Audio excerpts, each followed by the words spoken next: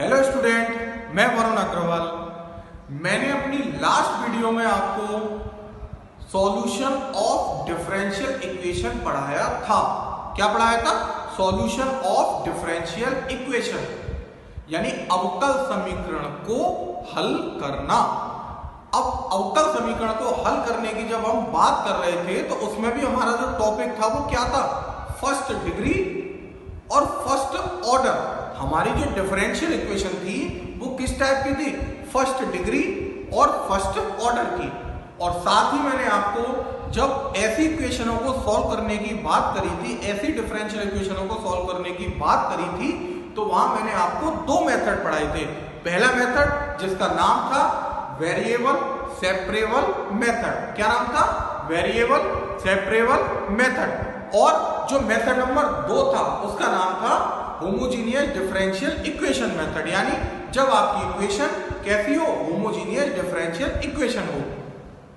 तो जब हमारे ये दोनों मेथड फेल हो तब हमने अपना नया मेथड बनाया और नए मेथड का नाम दिया non homogeneous differential equation.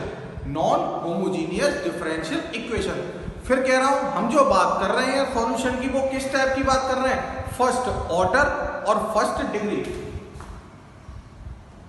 First order and first degree. हम जो बात कर रहे हैं सॉल्यूशन की, वो किसकी बात कर रहे हैं? जब आपकी इक्वेशन फर्स्ट ऑर्डर की हो और फर्स्ट डिग्री की हो, ठीक, तब हम सॉल्यूशन की बात करने जा रहे हैं। उसमें अपना मेथड नंबर 3 आता है। दो मेथड बता चुका, तीसरा method non homogeneous differential equation हो तब। नॉन होमोजीनियस डिफरेंशियल इक्वेशन में भी आपके पास दो मेथड है, यानी 2 टाइप है। हम पहले टाइप की बात करते हैं। पहला टाइप क्या है? मैं पहले वर्किंग रूल बताता हूं, फिर अपने एक उदाहरण के माध्यम से इस मेथड को समझने का प्रयास करेंगे। सबसे पहली बात, आपकी जो डिफरेंशियल इक्वेशन होगी वो किस टाइप में होगी कि dy/dx बराबर जब लिखेंगे तो सिचुएशन होगी ax plus by plus c1 upon m bracket में ax plus by bracket close plus c2। यानी जो अपनी डिफरेंशियल इक्वेशन दी होगी वो कुछ इस टाइप की फॉर्म में होगी, जहां a b c1 c2 और m क्या है? कांस्टेंट। क्या है? कांस्टेंट। यानी कहने का मतलब अपनी जो डिफरेंशियल इक्वेशन होगी वो नॉन होमोजीनियस होगी। अब आप सबसे पहले बात करते हैं कि हमारे जो लास्ट 2 मेथड पढ़ाए थे क्या इसमें लग सकते हैं? अपना पहला मेथड जिसका नाम था वेरिएबल सेपरेबल मेथड, क्या इसमें लग रहा है? नहीं लग रहा। क्यों? आप कितनी भी कोशिश कर लेना, यहां से x और y को सेपरेट नहीं कर सकते। जब x y को सेपरेट नहीं कर पाएंगे तो इस हिसाब से हमारा पहला method variable separable method fail हो जाता है। अभी हम बात करते हैं सेकंड मेथड। सेकंड मेथड मैंने पढ़ाया था होमोजीनियस डिफरेंशियल इक्वेशन वाला। होमोजीनियस डिफरेंशियल इक्वेशन यानी है या नहीं, तो उसमें हम कैसे पता कर देते? dy/dx बराबर लिख लो, और जो बराबर में लिखा है न्यूमरेटर और डिनोमिनेटर करके, तो न्यूमरेटर में पावर सेम होनी चाहिए हर टर्म में और डिनोमिनेटर में भी पावर सेम। यानी कहने का मतलब dy/dx बराबर जो फंक्शन ऑफ एक्स वाई लिखा है वो फंक्शन ऑफ एक्स वाई अगर होमोजीनियस है, कैसा है? होमोजीनियस, तो कह सकते हैं कि हमारी डिफरेंशियल इक्वेशन होमोजीनियस है। तो यहाँ चेकआउट करते हैं, यहाँ x की पावर 1 y की पावर 1, पर यहाँ c1 के साथ कोई भी वेरिएबल नहीं है।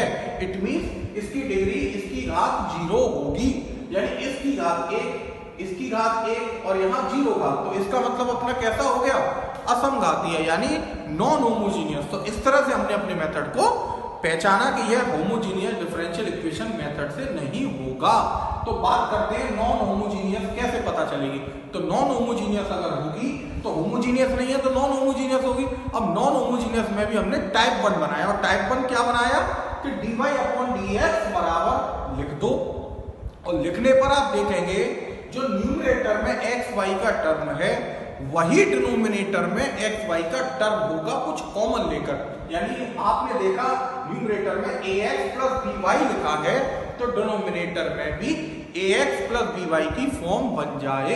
अगर ax प्लस by टाइप की फॉर्म न्यूमरेटर डिनोमिनेटर में बनती है तब यह हमारा मेथड वर्क करेगा, और अगर नहीं बनती है तो यह मेथड भी हमारा फेल हो जाएगा। तो फिलहाल हम बात करते हैं जब ax प्लस by की फॉर्म न्यूमरेटर में भी है यानी अंश में भी है, और ax प्लस by की फॉर्म डिनोमिनेटर में भी है यानी हर में भी है, तो कैसे करेंगे हम? लेट कर लेंगे। ये जो ax प्लस by है जो सेम टर्म है उसको मान लिया हमने v एक नया वेरिएबल, जैसे मैंने आपको होमोजीनियस डिफरेंशियल इक्वेशन में तरीके में बताया था। अगला काम जिसको लेट किया है उसका डिफरेंशियल करेंगे, और किसके रेस्पेक्ट में करेंगे? x के, जैसे पीछे करते थे differentiate with respect to x। तो आप जब डिफरेंशिएट करेंगे तो यहां आएगा a into 1 b into dy upon dx और dv upon dx। यहां से आप पहले की तरह dy upon dx की वैल्यू निकाला करेंगे। dy upon dx की वैल्यू क्या होगी? ये जो प्लस का ये था RHS में चला जाएगा, और ये जो इनटू में भी था वो डिवाइड में आ जाएगा इक्वल में जाकर, यानी अपने पास आएगा 1 upon b ब्रैकेट में dv upon dx minus a। तो इस तरह से आपके पास क्या आ जाएगा? dy upon dx का मान। अगला काम हम क्या करने वाले हैं, ये जो ax प्लस by का मान है उसे हम इक्वेशन फर्स्ट में रख देंगे, और साथ में जो dy अपॉन dx का मान है उसको भी हम इक्वेशन फर्स्ट में रख देंगे, और यहां से इक्वेशन फर्स्ट में से हम y को रिमूव करेंगे। हम किसका मान रखने वाले हैं? मैं लिखता हूं put the value of ax plus by and dy upon dx किसमें? इन इक्वेशन फर्स्ट, समीकरण एक में ax प्लस by और dy अपॉन dx का मान रखने पर क्या होगा? We get a new differential equation. हमें क्या मिल जाएगी? एक नई डिफरेंशियल इक्वेशन प्राप्त हो जाएगी। किसके अंदर? इन वेरिएबल v एंड x। किस किस में? x और b वेरिएबल में आपको एक नई डिफरेंशियल इक्वेशन मिल जाएगी। ठीक, अगला काम solve this differential equation by variable separable method। क्या लिखा मैंने? कि हम इस इक्वेशन को किससे सॉल्व कर लेंगे? जो नई इक्वेशन आई है v और x में उसे हम वेरिएबल सेपरेबल मेथड से सॉल्व कर लेंगे, और एट लास्ट अंत में पुट v इक्वल टू कितना? ax plus by। तो सबसे पहली बात आपको मेथड पहचानना है, और जब मेथड आपको पता चल जाए कि अपना ये मेथड है तो उस मेथड में आपको ax प्लस by को b मानना है, उसका डिफरेंशियल करना है, और उसके बाद ax प्लस by और dy अपॉन dx के मानों को किस में रख देंगे? इक्वेशन नंबर फर्स्ट में, और हमको एक नई डिफरेंशियल इक्वेशन मिल जाएगी वेरिएबल v और x में, और जो नई डिफरेंशियल इक्वेशन आएगी उसको हम सॉल्व करेंगे किससे? वेरिएबल सेपरेबल मेथड से, और एट लास्ट और अंत में जाकर जब सॉल्यूशन आ जाएगा तो लास्ट में हम उस v को जो हमने माना था उसको हटाकर क्या लिख देंगे? ax plus by। तो इस तरह से हमने देखा, तो हम इस मेथड की सहायता से अपनी फर्स्ट ऑर्डर और फर्स्ट डिग्री वाली डिफरेंशियल इक्वेशन को सॉल्व कर सकते हैं। तो अभी हम चलते हैं अपने एक उदाहरण के माध्यम से इस मेथड को समझने का प्रयास करते हैं। जैसे मैंने कोई एग्जांपल लिखा dy upon dx is equal to x plus y plus 2 upon 2x plus 2y plus 3, हमारी इक्वेशन है dy upon dx is equal to x plus y plus 2 upon 2x plus 2y plus 3। तो बात करते हैं, यानी हमें करना है इस डिफरेंशियल इक्वेशन को सॉल्व, यानी इसका हल ज्ञात करना है। बात आती है कि इसका हल कैसे ज्ञात करेंगे। तो अभी तक मैंने आपको 3 मेथड पढ़ाए, एक एक करके तीनों मेथड लगाने का प्रयास करते हैं। पहला मेथड हमारा था वेरिएबल सेपरेबल मेथड। क्या इसमें लग रहा है? नहीं लग रहा। आप कितना भी कोशिश कर लें, एक्स वाई को सेपरेट नहीं कर सकते, तो इस हिसाब से हमारा ये मेथड फेल हो जाता है। अभी दूसरा मेथड आता है अपना कौन सा? होमोजीनियस डिफरेंशियल इक्वेशन वाला मेथड। क्या होमोजीनियस डिफरेंशियल इक्वेशन है? ये नहीं है। क्यों? यहाँ x की पावर 1, y की पावर 1 और 2 की डिग्री कितनी होगी? 0। तो आपने क्या देखा? x की पावर 1, y की पावर 1 और 2 की डिग्री 0। तो इसका मतलब ये कैसा है? नॉन होमोजीनियस है। तो इसलिए हम कह सकते हैं कि हमारा फंक्शन नॉन होमोजीनियस है। इट मींस यह है होमोजीनियस डिफरेंशियल इक्वेशन नहीं है। जब नहीं है तो अब हम बात करते हैं अपने अगले और आज वाले मेथड की। आज वाला मेथड कब लगेगा? सबसे पहले dy अपॉन dx बराबर लिखो, लिखा हुआ है। दूसरा काम ax plus by plus c1 upon m bracket में ax plus by bracket close plus c2। इस टाइप की फॉर्म है या नहीं? तो यहां थोड़ा सा और कैलकुलेट करें तो आपके पास आएगा dy upon dx is equal to x plus y upon 2 upon, अगर मैं नीचे में 2 कॉमन ले लूं x और y में से, तो आपके पास ध्यानपूर्वक देखिए क्या इक्वेशन आती है। x plus y plus 2 upon 2 bracket में x प्लस y प्लस 3।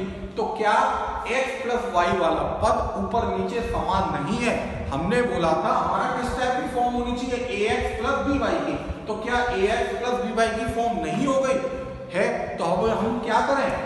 जब ये हमारा मेथड मिल गया तो हम लेट कर लेंगे। किसे लेट करते थे? ax प्लस by को, यानी जो कॉमन टर्म होता था। कॉमन टर्म कितना है? x plus y। तो हमने क्या किया? x प्लस y को b मान लिया। किसे मान लिया? x प्लस y बराबर b। और हम इसका डिफरेंशियल करेंगे with respect to x। x के रेस्पेक्ट में डिफरेंशियल करने पर, तो डिफरेंशियल जब x के रेस्पेक्ट में करेंगे तो x का 1, y का dy अपॉन dx और v का dv अपॉन dx। यहां से बात करें तो dy अपॉन dx का जो मान आएगा वो आएगा dv अपॉन dx माइनस 1। ठीक, अभी हम क्या करने वाले हैं? मैंने आपको बोला था जो हमने लेट किया है उसकी वैल्यू को रखेंगे। दूसरा काम dy अपॉन dx के मान को रखेंगे और पूरी जो इक्वेशन गिवन थी वहां से हम y को हटा देंगे और y के प्लेस पर एक नया वेरिएबल आएगा जिसका नाम क्या होगा? v होगा। तो इन वैल्यू को रखते हैं। सो फ्रॉम फर्स्ट, तो आपकी जो इक्वेशन फर्स्ट है वो कितनी आ जाएगी? dy अपॉन dx के प्लेस पर कितना? dv upon dx minus 1। Equal में बात करें, इक्वल में है x प्लस y की जगह v plus 2 upon 2v plus 3। फिर से सुन लीजिए, हमने dy अपॉन dx की जगह पर dv upon dx minus 1 equation first में रखा, साथ ही x प्लस y के प्लेस पर हमने कितना रखा? v रखा। तो इस तरह से आपको एक नई डिफरेंशियल इक्वेशन मिल जाएगी। थोड़ी सी कैलकुलेशन करते हैं। आपका dv upon dx is equal to आ जाएगा v plus 2 upon 2v plus 3 plus 1। Plus 1 कैसे? इस माइनस 1 को उधर ले जाते हैं हम और कैलकुलेट करते हैं। तो आपके पास आएगा dv upon dx is equal to, LCM लेके लिखेंगे, डायरेक्टली लिख देता हूं 2v और प्लस v मिलकर 3v, 3 plus 2 plus 5 upon 2v plus 3। तो इस तरह से हमारी एक नई डिफरेंशियल इक्वेशन आ जाती है। कौन कौन वेरिएबल में? v और x में। जब v और x में नई डिफरेंशियल इक्वेशन आ जाती है तो मैंने लिखा था solve this differential equation by variable separable method, यानी वेरिएबल सेपरेबल मेथड से अपनी यह डिफरेंशियल इक्वेशन सॉल्व हो रही है। तो इसे सॉल्व करते हैं। v वाले टर्म एक तरफ, यानी LHS में लिखा हमने v वाले टर्म को, और x वाले टर्म को RHS में लिखा। तो आपने देखा ये आराम से इसमें वेरिएबल सेपरेबल मेथड लग रहा है। अब अगला काम आपका इंटीग्रल करना। कक्षा 12 से आप इंटीग्रल करना पढ़ते आ रहे हैं। तो क्या होगा अपना integral, 2b + 3 upon 3b + 5 dv = integral के अंदर 1 dx। आप 1 का आसानी से जानते हैं x होगा। बात आती है यहां कैसे हम डिफरेंशियल करेंगे। तो डिफरेंशियल करना आपका काम, आपकी अपनी स्वेच्छा, जैसे चाहे वैसे कर सकते हैं। मेरे हिसाब से अगर मैं सिंपल वे में बताऊं तो हम क्या करें, क्यों ना हम 3b + 5 को, किसको, 3b + 5 को t मान लें। क्या मान लें, t। Late 3b + 5 = t। अगला काम, यहां से v की वैल्यू निकालें तो t - 5/3। t की वैल्यू, v की वैल्यू कितनी, t - 5/3। और यहां dv = आ जाएगा 1/3 और कितना, dt। इस वैल्यू को हम यहां पुट करें तो अपने पास आएगा 2 × v। v के प्लेस पर कितना है, t - 5/3 + 3 अपॉन यहां t और dv के प्लेस पर 1/3 dt = x कितना, x। हमने क्या किया, यहां देखा कि 1 का तो x हो गया इंटीग्रेशन, dv के प्लेस पर 1/3 dt आ गया, और साथ ही जहां भी v था उसको हटाकर हमने t - 5/3 की फॉर्म रख दी। यहां एलसीएम लूंगा तो 3 एलसीएम आएगा और 3 डिवाइड में चला जाएगा। 3 × 3 9 आ जाएगा बाहर। कितना आ जाएगा बाहर, 9, यानी 1/9 इंटीग्रल के अंदर आएगा 2t - 10 और एलसीएम भी आता प्लस का 9 अपॉन में t और साथ में dt = x। अगला काम, इस 9 को अगर मैं RHS में लिख लूं, अगर इस 9 को मैं RHS में लिख लूं तो आपके पास कितना रह जाएगा, t से जब डिवाइड करूंगा अलग अलग तो आपका रह जाएगा 2 और 10 में से 9 जाएगा 1, 2 - 1/t dt = कितना, 9x। कितना आ गया, 9x। अभी आप LHS में हर एक का कितने टर्म है, 2, हर एक का इंटीग्रल जानते हैं। तो हम बात करते हैं 2 के इंटीग्रल की। तो t के रेस्पेक्ट में करेंगे तो 2t, 1/t का करेंगे तो log t, साथ में 9x को इधर ले आए 9x और = में कांस्टेंट जोड़ दिया कितना, c। तो हमने क्या किया, 2 का इंटीग्रल 2t, 1/t का log t, 9x को LHS में ले आए और बराबर में कांस्टेंट, इंटीग्रल कांस्टेंट क्या लिख दिया, c। चाहे LHS में जोड़ दो चाहे RHS में जोड़ दो। तो हमने देखा, हमने 3b + 5 को अगर t माना और फिर b को रिप्लेस कर दिया t में, तो आसानी से आपका इंटीग्रल सॉल्व हो जाता है। अभी t क्वेश्चन में नहीं था तो t को गायब करते हैं। t की वैल्यू कितनी है आपके पास, 3b + 5। तो हम क्या करें, t के प्लेस पर लिख देते हैं 3b + 5 - log 3b + 5 - 9x = c। साथ ही v भी सवाल में नहीं था, यहां से v को भी हटाते हैं। v का मान कितना था, v की जगह था x + y। देखिए आप जो अपने लेट किया था, v की वैल्यू है कितनी, x + y। तो क्यों ना v के स्थान पर हम क्या रखते हैं, x + y। तो फाइनली आपके पास आएगा 2 का मल्टीप्लाई करें तो 2 × 3 = 6, v और v के प्लेस पर x + y, 2 × 3 = 6, 2b, sorry 2 × 3 = 6b और v के प्लेस पर कितना रख दिया, x + y। साथ में प्लस का 10 कांस्टेंट है, इसे RHS में लिख देंगे, माइनस का लॉग में ब्रैकेट में 3x + y + 5 साथ ही -9x = c - 10। कितना आ गया, c - 10। c - 10 कहां से, c तो था ही LHS में 2 into 5 यानी 10 का, 10 को उधर ले जाके लिख दिया। अभी आपके पास जो लास्ट लाइन अपना सॉल्यूशन आता है वो कितना आता है सॉल्यूशन, 6x और यहां है 9x, तो माइनस का 3x प्लस का 6y माइनस का लॉग 3 का मल्टीप्लाई करूं तो 3x plus 3y plus 5 is equal to कितना, c माइनस 10। c माइनस 10 को हटाकर हम नया कांस्टेंट लिख सकते हैं कितना, k। क्या लिख दिया, c कांस्टेंट, 10 कांस्टेंट और c में से जब 10 को घटाएंगे तो एक नया कांस्टेंट और नाम दे दिया हमने कितना, k। तो इस तरह से अपना ये आंसर प्राप्त हो जाता है। तो हमने क्या देखा, हमने अपने नॉन होमोजीनियस डिफरेंशियल इक्वेशन की हेल्प से नॉन होमोजीनियस डिफरेंशियल इक्वेशन को पहचाना और उसकी हेल्प से हमने अपना सॉल्यूशन करके दिखाया है। सिंपल लैंग्वेज में मेथड सबसे पहले पहचानना है। जब मेथड पहचान लेंगे तो मेथड का जो प्रॉपर मैंने आपको रूल पढ़ाया है उस रूल का ध्यान रखते हुए हम अपना सॉल्यूशन करेंगे। तो इस तरह से अपना ये मेथड कंप्लीट होता है। मैं अपनी अगली वीडियो में कुछ नए मेथडों के साथ मिलूंगा, तब तक के लिए नमस्कार।